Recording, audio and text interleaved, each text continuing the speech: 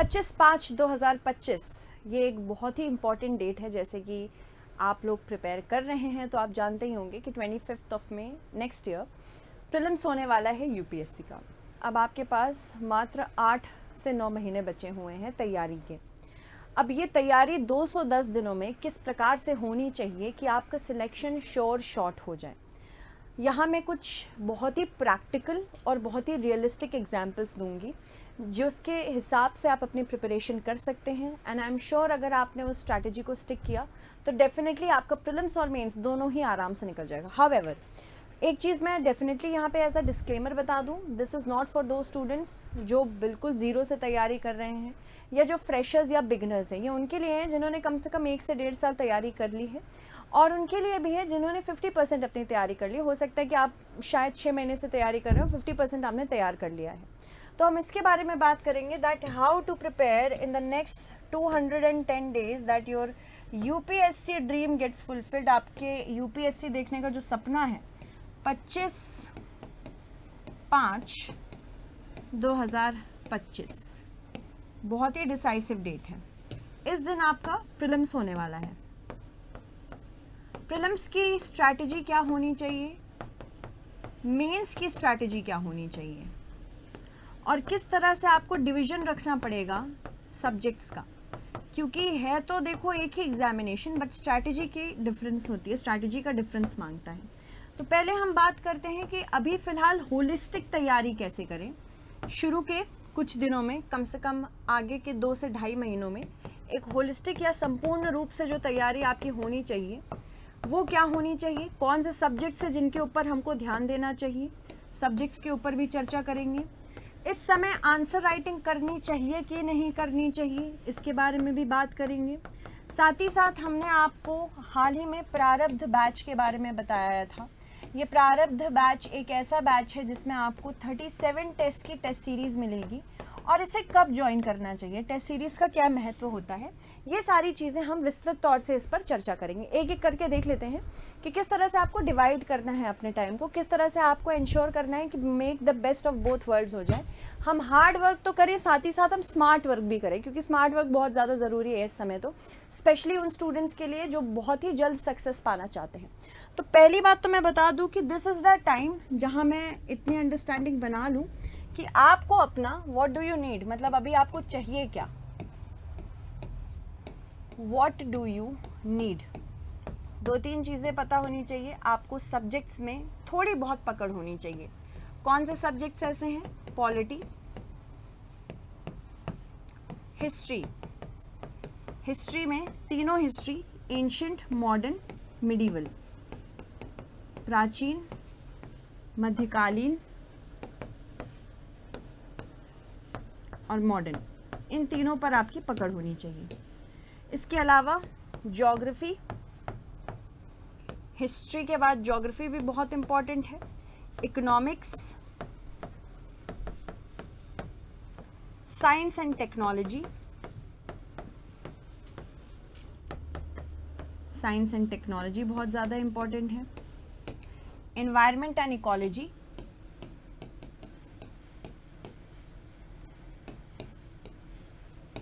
End of course सबको बांधता हुआ करंट अफेयर्स। अब ये कुछ ऐसे सब्जेक्ट्स हैं जो आपके प्रीलिम्स के लिए भी ज़रूरी हैं और मेंस के लिए भी ज़रूरी हैं। हर सब्जेक्ट प्रीलिम्स और मेंस के रूप से देखा जाना चाहिए। आपको सिर्फ प्रीलिम्स नहीं निकालना है, आपको मेंस भी क्लियर करना है, और ऐसे नंबर से क्लियर करना है that you come out with flying colours basically. तो हम चाह रहे हैं कि आपकी होलिस्टिक तैयारी हो।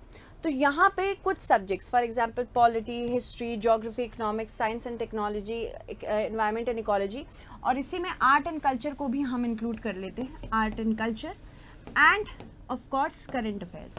किस तरह से हर सब्जेक्ट को एक स्पेसिफिक टाइम देना है, किस तरह से हर सब्जेक्ट को प्रिपेयर करना है, प्रीलिम्स के लिए क्या स्ट्रैटेजी होनी चाहिए, मेंस के लिए क्या स्ट्रैटेजी होनी चाहिए, हम एक एक करके देखते हैं। फॉर एग्जाम्पल मान लीजिए आप कल से तैयारी करते हैं। आज तो ऑफ कोर्स इतना सब कुछ अंडरस्टैंड करने में टाइम लगेगा कि तैयारी करनी है कि नहीं करनी है। अगर कल से तैयारी कर रहे हैं आप, चाहे स्टूडेंट हो, चाहे फुल टाइम प्रिपरेशन कर रहे हो, चाहे ऑफिस गोअर हो, आप सबके लिए मैं ऐसी स्ट्रैटेजी बता रही हूँ जो कि आपका श्योर शॉट सिलेक्शन करा देगी अगर आपने उससे स्टिक किया तो। सबसे पहली चीज़, I am going to tell you certain facts कि आपको फ़िलहाल 6 to 8 आवर्स देने ही होंगे अपनी तैयारी को, और अगर 6 से 8 घंटे आप नहीं दे सकते हैं तो बहुत दुख की बात है, क्योंकि 6 से 8 घंटे की तैयारी के बाद ही ये पेपर वाकई निकलता है, मिनिमम है ये उनके लिए मैं बता रही हूँ जो वर्किंग प्रोफेशनल्स हैं, जो चाहते हैं कि हर तरह से किसी भी तरह आप तैयारी करके बस पेपर निकाल लो, आप अपनी जॉब से छुटकारा पाओ, बस लगे कि अब बस मुझे IAS ऑफिसर ही बनना है या UPSC की लिस्ट में नाम निकालने हैं, तो 6 से 8 घंटे आप अपने लिए ज़रूर रखेंगे। उसके बाद सबसे इम्पॉर्टेंट चीज़ जो इस समय आपको करनी है वो है आंसर राइटिंग, और ये आंसर राइटिंग आपको दिसंबर तक करनी है। दिसंबर तक इंश्योर करना है कि आपके आंसर्स इतने अच्छे हो जाएं कि बस लास्ट में हम उसे पॉलिश करेंगे, क्योंकि फिर जनवरी से आपका फुल फ्लेजेड जो तैयारी होगी वो प्रीलिम्स और मेंस के ओरिएंटेशंस होंगी। अभी सिर्फ हम मेंस की बात कर रहे हैं और थोड़ा बहुत उसमें प्रीलिम्स का भी रहेगा, ठीक है। तीसरी चीज़, आपका ऑप्शनल सब्जेक्ट एक बार कम से कम आपने पढ़ लिया हो। Optional subject once, at least once आपने पढ़ लिया हो। ये ऑप्शनल सब्जेक्ट कुछ भी हो सकता है। अगर आप ऑप्शनल बिल्कुल नहीं अभी आपने देखा है तब आगे चल के तकलीफ हो सकती है, क्योंकि भले ही प्रीलिम्स आपका क्लियर हो जाए, मेंस में ऑप्शनल ही आपका एक तरह से स्टैंडर्ड सेट करेगा, आपको वो मेरिट में लेके आएगा। इसलिए ऑप्शनल कम से कम एक बार आपका हो गया हो अभी तक, नहीं तो नवंबर के एंड तक हो जाना चाहिए।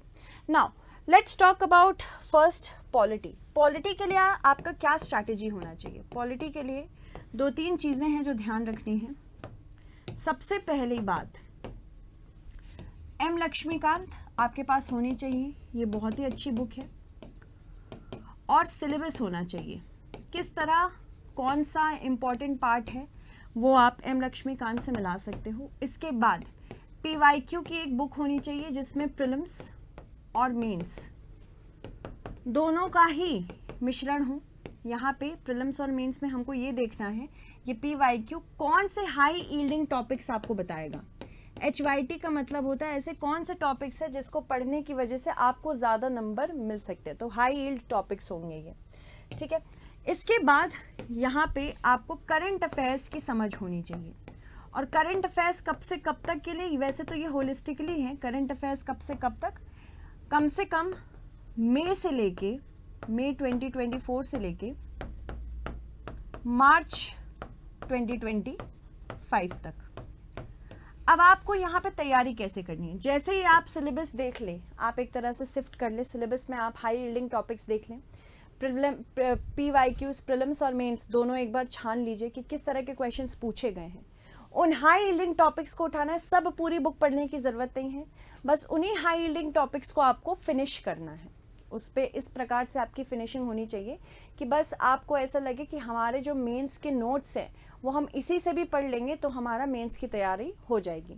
और यहाँ पे एक चीज़ ध्यान रखिएगा, नोट मेकिंग बहुत इंपॉर्टेंट है, पर अगेन नोट मेकिंग आपको हर चीज़ की नहीं करनी है, सिर्फ उनकी करनी है जो हाई यील्डिंग टॉपिक्स हैं, जैसे कि जिसने मेंस में क्वेश्चंस दिए हैं आपको, और प्रीलिम्स के लिए अलग से आप बना सकते हो। वैसे प्रीलिम्स के लिए स्पेसिफिक कोई नोट्स बनाने की अलग से ज़रूरत नहीं है, मेजर में नोट मेकिंग जो होगी मेंस की होगी। अगर कुछ बच्चे सोच रहे हैं कि हम मेंस में हम नोट्स ना बनाएं, मेंस में ऐसे निकल जाएगा, that's not going to happen, because फिर आपके दिमाग में रीइंफोर्समेंट वाली स्ट्रैटेजी नहीं आएगी, ठीक है। और इसमें आपको परेटो प्रिंसिपल पे ध्यान देना है। परेटो प्रिंसिपल, परेटो प्रिंसिपल क्या होता है? परेटो प्रिंसिपल का मतलब होता है कि 80% ऑफ द टॉपिक्स आप उसमें पढ़ लीजिए जो आपका बस 20% ऑफ टाइम ले, और 20% ऑफ टॉपिक्स उसमें लाइएगा जो 80% ऑफ टाइम ले।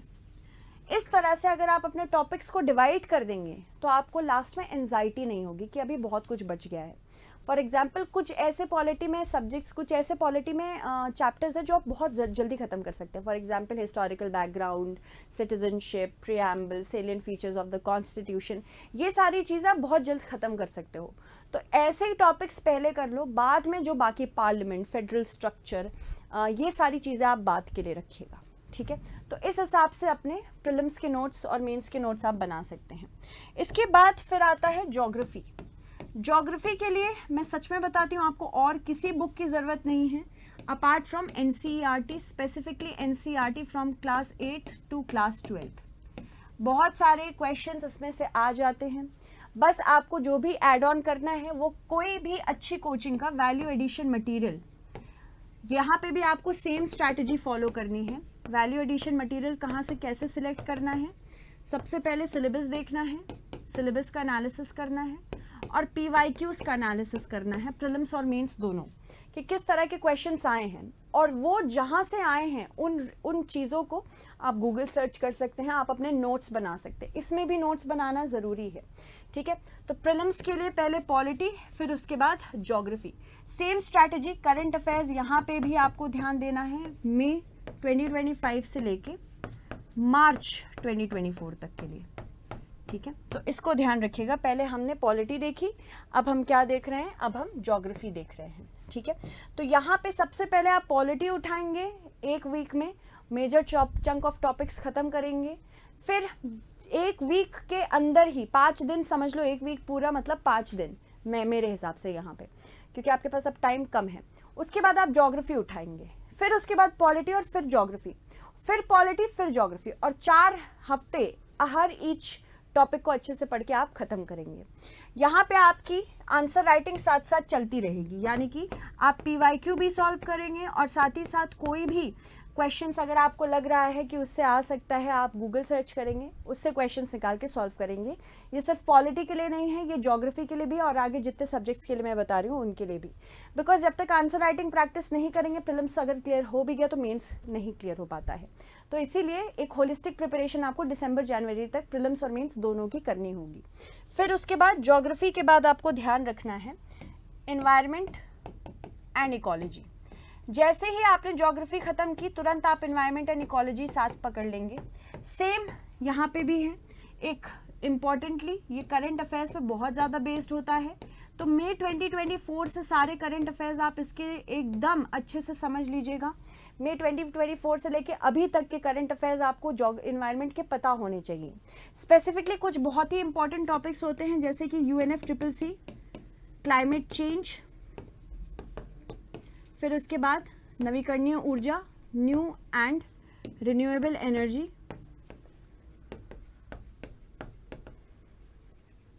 इंडिया की क्या स्ट्रैटेजी है, what is India strategy to combat pollution and climate change, India strategy for climate change. ये सारे कुछ हाई यील्डिंग टॉपिक्स होते हैं मेंस के लिए। प्रीलिम्स की बात करें तो ये तो है ही, साथ ही साथ कुछ मिसलेनियस टॉपिक्स होते हैं, जैसे कि reserved areas, national parks, wildlife sanctuaries, tiger reserves, reserved areas, plus important laws and conventions, क्या क्या कानून भारत में लाया गया है, वन्य जीव संरक्षण अधिनियम, वाइल्ड लाइफ प्रोटेक्शन एक्ट, पर्यावरण सुरक्षा अधिनियम, environmental protection act, air pollution act. तो जितने भी एक्ट या लॉज इंडिया में स्पेसिफिकली इन चीज़ों के लिए आए हैं, उसको आपको ध्यान में रखना है। उसके बाद कुछ इंपॉर्टेंट कन्वेंशंस हैं, जैसे मॉन्ट्रियल प्रोटोकॉल, किगाली अमेंडमेंट, कोई भी अग्रीमेंट अगर हुआ है, ये सारी चीज़ें करंट अफेयर्स से आएंगी, ठीक है। तो ये हाईली करंट ओरिएंटेड है, उसी हिसाब से आप करेंगे। इसके अलावा किसी भी अच्छी कोचिंग का आप बेसिक स्टैटिक मटेरियल ले सकते हैं, उससे आप कवर कर लीजिएगा, बट ये highly relevant to current affairs है। इसमें भी यही करना है, सिलेबस पहले देखना है और साथ ही साथ स्ट्रैटेजी बनानी है ऑन द बेसिस ऑफ कि प्रीवियस ईयर क्वेश्चन क्या क्या आए हैं। ये प्रीलिम्स और मेंस दोनों के लिए होगा, ठीक है, इसी पर्सपेक्टिव से करना है। और हाँ, उन बच्चों के लिए बोल दूं जिनको अभी लग रहा है कि प्रीलिम्स के लिए पता नहीं टेस्ट सीरीज ज्वाइन करनी चाहिए या नहीं करनी चाहिए, उनके लिए मैं बता सकती हूँ कि मान लीजिए प्रीलिम्स की टेस्ट सीरीज आप ज्वाइन करना चाहते हैं, तो हमारे पास प्रीलिम्स का प्रारब्ध 2025 टेस्ट सीरीज शुरू हो चुका है। तो जो भी स्टूडेंट्स चाह रहे हैं कि टेस्ट सीरीज ज्वाइन करनी चाहिए, मतलब करना चाहते हैं और समझ नहीं आ रहा है, मैं आपको एक बात बता दूं, अगर टेस्ट सीरीज अभी आप ज्वाइन कर लोगे तो आपका माइंड मूल्ड हो जाता है कि किस तरह के क्वेश्चंस आते हैं, और हमारी क्वालिटी ऑफ क्वेश्चंस बहुत अलग है। यानी कि जो एग्जैक्ट स्टेटमेंट बेस्ड क्वेश्चंस पूछे जाते हैं यूपीएससी में, उसी तरह की आपको टेस्ट सीरीज देखने को मिलेगी। तो प्रारब्ध बैच आप ज्वाइन कर सकते हैं 2025 के लिए। इसमें 37 टेस्ट आपको मिलेंगे। पेपर 1 जो कि जीएस का होता है और पेपर 2 जो कि सीसैट का होता है, दोनों के ही टेस्ट आपको मिल जाएंगे, ठीक है। तो टोटल हमारे पास 37 टेस्ट की टेस्ट सीरीज होती है। ये हिंदी और इंग्लिश दोनों मीडियम में अवेलेबल है। वैसे ये ऑफलाइन ऑनलाइन दोनों है। अगर कोई स्टूडेंट ऑफलाइन करना चाहते हैं तो वो भी कर सकते हैं, ऑनलाइन करना चाहते हैं तो वो भी कर सकते हैं। अभी क्योंकि दिवाली धमाका ऑफर चल रहा है, 3 नवंबर तक ही अवेलेबल है पर ये ऑफर, तो आप 10,000 नहीं, आप बस 4,000 पे करेंगे इसके लिए। टेस्ट सीरीज ज्वाइन करने का वाकई बहुत फ़ायदा होता है। एक बार ज़रूर हमारी टेस्ट सीरीज ज्वाइन करके देखिए, आप बिल्कुल रिग्रेट नहीं करोगे, ठीक है। देन उसके बाद एनवायरनमेंट एंड इकोलॉजी के बाद आप मॉडर्न हिस्ट्री या फिर हिस्ट्री उठा सकते हैं। हिस्ट्री में सबसे पहले आपको यहाँ पे सेम चीज़ करनी है, PYQ एनालिसिस जो प्रीलिम्स और मेंस दोनों के बेसिस पे होगा, प्री और मेंस, और साथ ही साथ सिलेबस एनालिसिस करना है। तो ये सारी चीज़ें आप देखने के बाद डिसाइड करेंगे कि कौन कौन से टॉपिक्स हाई यील्डिंग टॉपिक्स हैं। फिर उसके बाद आप बिपिन चंद्र से मॉडर्न हिस्ट्री पढ़ सकते हो। फिर उसके बाद कुछ NCERTs तो ऑफ कोर्स मस्ट है।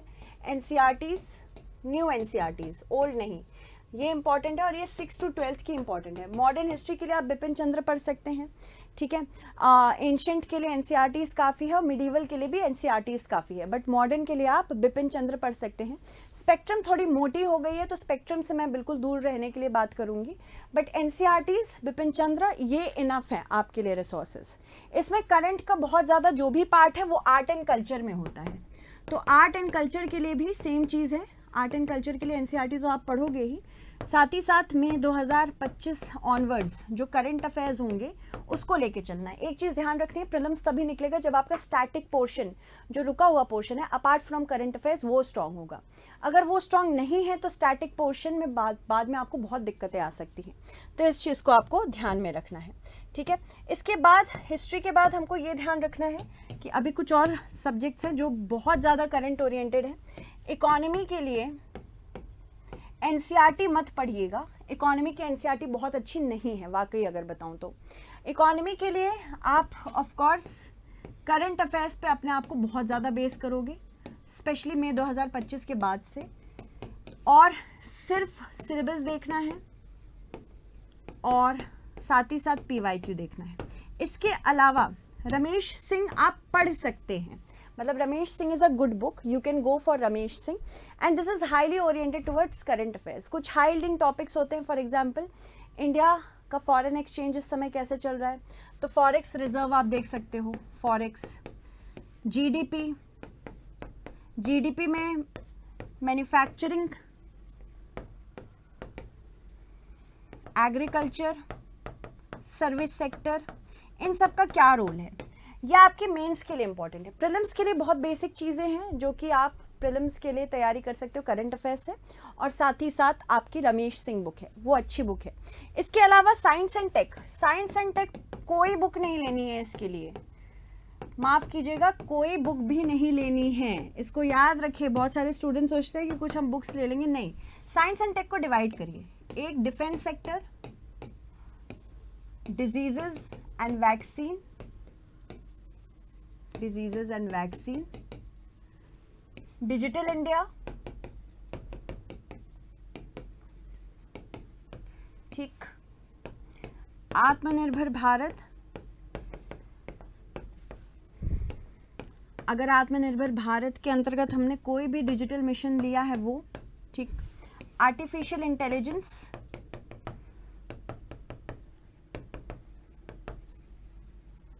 और साइबर सिक्योरिटी। अगर आपका इतना ही प्रिपेयर्ड है, और ये सब आपको कहाँ से मिलेगा, करंट अफेयर्स से, then you are done for science and technology. और साइंस एंड टेक्नोलॉजी का ज़्यादा बेसिस जो है वो प्रीलिम्स में है, मेंस में उतना नहीं इसका वेटेज है, ठीक है, तो इसको आपको याद रखना है। तो हमारे पास साइंस एंड टेक्नोलॉजी, इकोनॉमी, फिर उसके बाद एनवायरनमेंट एंड इकोलॉजी, ये बता ही दिया था, ज्योग्राफी, पॉलिटी, इतने सब्जेक्ट्स हो गए। बाकी आपको ये ध्यान रखना है जो मैंने स्ट्रैटेजी बताई है वही कार्य करनी है आपको। अगर प्रीलिम्स के लिए आप स्पेसिफिकली तैयारी करना चाहते हैं और आपको समझ नहीं आ रहा है कि क्या स्ट्रैटेजी होनी चाहिए हमारी, तो हमारे पास एक प्रीलिम्स का बैच भी है, और ये प्रीलिम्स ओरिएंटेड कराएगा, किस तरह से MCQ सॉल्व करने, किस तरह के क्वेश्चंस आते हैं, किस तरह के टॉपिक्स को हाई वेटेज मिलता है, ये हम आपको बताएंगे। रिकॉर्डेड फ्रॉम स्टूडियो बैच चलेगा आपका, ठीक है। ऑफर प्राइस, ओरिजिनल प्राइस इसका 30,000 है, मतलब प्रॉपरली आपके प्रीलिम्स की तैयारी होगी इसकी प्रारंभिक परीक्षा की। बट ऑफर प्राइस अभी इसका 4500 पे है। 3 नवंबर तक ही ये डेट है, तो इसको ध्यान में रखना है, 3 नवंबर तक ही है, ठीक है, इसको याद रखिएगा, ये प्रीलिम्स के लिए। अब बात आती है जनवरी ऑनवर्ड्स। यहाँ पे आपको ये ध्यान रखना है कि मैंने जितनी भी चीज़ें बताई हैं, आंसर राइटिंग हर बैच में हो रही है, मतलब जो भी आप प्रिपेयर करें answer writing on a daily basis कम से कम एक आंसर आपको लिखना है, ठीक है। दूसरी चीज़ जो हमको यहाँ पे ध्यान देनी है दैट विल बी कि अपार्ट जनवरी के एंड तक ये पूरा कंप्लीट हो जाए, जितने सब्जेक्ट्स मैंने आपको बताए हैं, आपका ऑप्शनल भी इसमें तैयार हो जाना चाहिए। फिर आता है फेब टू मार्च का टाइम, फेब टू मई का टाइम, माफ़ कीजिएगा, फेब टू मई के टाइम में आपको 3 टाइम्स रिवीजन करना है। और ये रिवीजन क्यों करना है? ताकि आप प्रीलिम्स क्वालिफाई कर सकें। और ये तीनों टाइम्स, जो 3 टाइम्स रिवीजन है, ये यहाँ तक 3 बार कंप्लीट हो जाना चाहिए। उसके बाद आपका प्रीलिम्स का पेपर है वो आप अच्छे से देंगे, पास हो जाएंगे। फिर मेंस और ऑप्शनल भी कम से कम 2 बार आप रिवाइज कर लिए हों, उसके बाद ही आप आगे बढ़िएगा, ठीक है। अगर एक बार भी रिवीजन है तो कोई दिक्कत एज सच नहीं है। जिन बच्चों को बिल्कुल कुछ भी नहीं पता है यूपीएससी की तैयारी कैसे करनी है, सही स्ट्रैटेजी चाहिए, हम आरंभ बैच लेके आए हैं, ये लाइव फ्रॉम स्टूडियो रहेगा। स्पेशल सेशंस भी इसमें रहेंगे। एसेस के लिए लेटर राइटिंग तो उतनी ज़्यादा इंपॉर्टेंट है नहीं यहाँ पे, बट चलो स्पेशल सेशंस ऐसे के लिए बहुत इंपॉर्टेंट है। वैसे तो आप देख रहे हैं इसका एक्चुअल प्राइस जो है वो 30,000 है, बट ऑफर प्राइस इसका 6500 है। ये आपका 0 to एडवांस यानी कि एनसीईआरटी बेसिक सब कुछ कवर कराएगा, ठीक है। तो आप आरंभ बैच ज़रूर लीजिएगा, one of the most important batches है ये। इसके अलावा हम आपके लिए कुछ और कोर्सेज लाए हैं, जैसे कि एनसीईआरटी फाउंडेशन बैच। अब आरंभ में तो एनसीईआरटी रहेगा, इसके अलावा भी कुछ बच्चे सोचते हैं कि एनसीईआरटी की तैयारी अगर हमें स्पेसिफिकली करनी है तो कहाँ से करें। हिंदी और इंग्लिश दोनों में अवेलेबल है। ऑफर प्राइस इसका 1000 है बस, ठीक है। वैसे ओरिजिनल प्राइस 5000 है। इसमें आपको ज्योग्राफी, हिस्ट्री, इकोनॉमिक्स, पॉलिटी सबकी एनसीईआरटी कराई जाएगी, तो ये ज़रूर आप ले सकते हैं, इसके लिए हाईली रिकमेंडेड है, ठीक है। So thank you so much everyone for staying connected and I hope आपको स्ट्रैटेजी समझ में आई हो। ये स्ट्रैटेजी अगर आप फॉलो कर लेंगे तो आपका डेफिनेटली प्रीलिम्स हो जाएगा। हाउएवर आपको स्टिक करना होगा इस पर, ठीक है। So thank you so much, stay updated.